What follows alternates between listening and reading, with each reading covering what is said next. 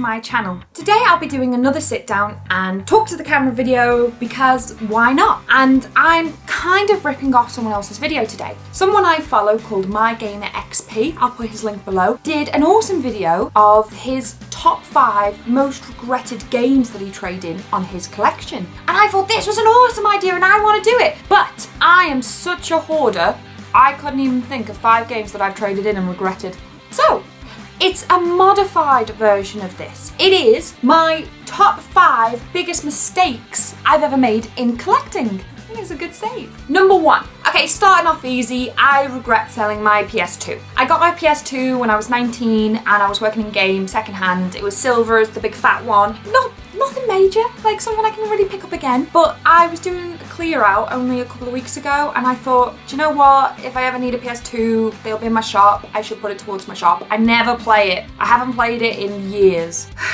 Guess what I wanted to play 2 weeks ago? Project Zero. And it's a PS2 game, you can only get it on the PS2. I have a PS3, but as we know, PS3s aren't backwards compatible unless you have the 60 gig. I don't. And I hated myself. I regret it ever since. And then it made me realise that that PS2 I nicknamed Scratchy because it was in such bad condition that I loved it. And I sold something that was a part of me and it was the first console I ever bought with my wage. Hurts. Number 2, I regret buying a Pikachu 3DS. I am the most impulsive person you've ever met. It is, once I get into my head that I need it, I get it. Regardless of rent, food, housing, I don't know, something happens to me that goes, I have money in the bank and I completely forget that all that money is earmarked for something else. So I went into CEX, saw the 3D Pikachu. I have a DS Lite. I don't really play it anymore. I was massively into it years ago, but I saw this 3DS Pikachu, instantly fell in love and had to buy it.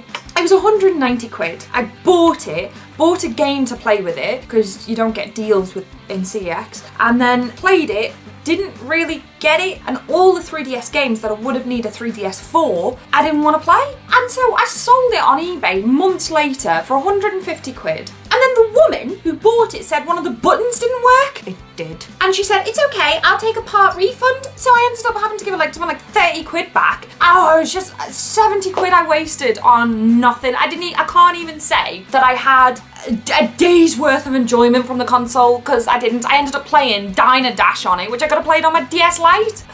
3. The fact that I didn't buy Walking Dead issue 1. I started collecting the Walking Dead single issue series years ago. When I first got into comics, they were the first comics I started buying, reading, fell in love with, yada yada yada. Issue 1 was on eBay at that time at around 100 quid. And at the time, I wouldn't spend 100 quid on a piece of paper. I don't even want to tell you how much I've bought some of my single issues for now. But yes, wouldn't buy it for 100 quid. I have seen them sell just a raw version as much as 600 and it hurts. It hurts so much. The prices has gone down a little bit now, but during its peak, yeah, so regret. So much regret. Number 4.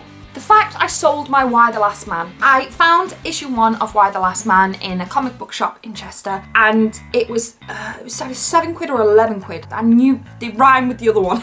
So I think it was 11. So I found it for 11 quid and I was over the moon. I'd always wanted this first issue. I knew even then it was worth quite a bit, the first issue. About a year later, I sold it for 70 quid because I needed the money or something. And a year later, I'm talking about my collection, my prime joy, and I say that I have Y the Last Man. I look for it, can't find it, then I remembered I sold it. And I made money on this, but sometimes collecting isn't about making money. It's about your collection, it's about what makes you happy, it's about collecting what you love. And I think I ended up spending 150 quid to get the entire job lot in of single issues, which, it's good and whatnot, but in the end, the money I made went on to buying it again. So I've got it back now and I'll never sell it again, ever. So yeah, it's not always about making money. Number 5, my biggest regret is not looking after these fellows. I love Reboot. It was my favourite show when I was a kid. I still watch it now. It's awesome. And I had all the toys. I had Bob with his glitch and I had Dot. I think she came with Mike TV. I had Megabyte and his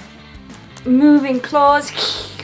And then I had Hexadecimal with all her masks. I had Hack and Slash. I still have Enzo, but he's in the shop for some reason, but I've lost his hoverboard. And I had them all, and I loved them, and I still love them, and I keep these in my office because they remind me of my childhood and they make me happy. I wish I'd looked after them more. Dot has something weird, like some weird discoloured thing on her butt. Ugh. Yeah, I wish I'd look after them. I wish I still had them all. Oh, I love Reboot. So good! Damn childhood not respecting items. So yeah, they were my 5 biggest mistakes in my collecting history. I hope you enjoyed this video, and thank you MyGamerXP for giving me the idea of it. Like, subscribe, share, all that jazz if you like the video. It makes my day. And thanks for watching. Bye!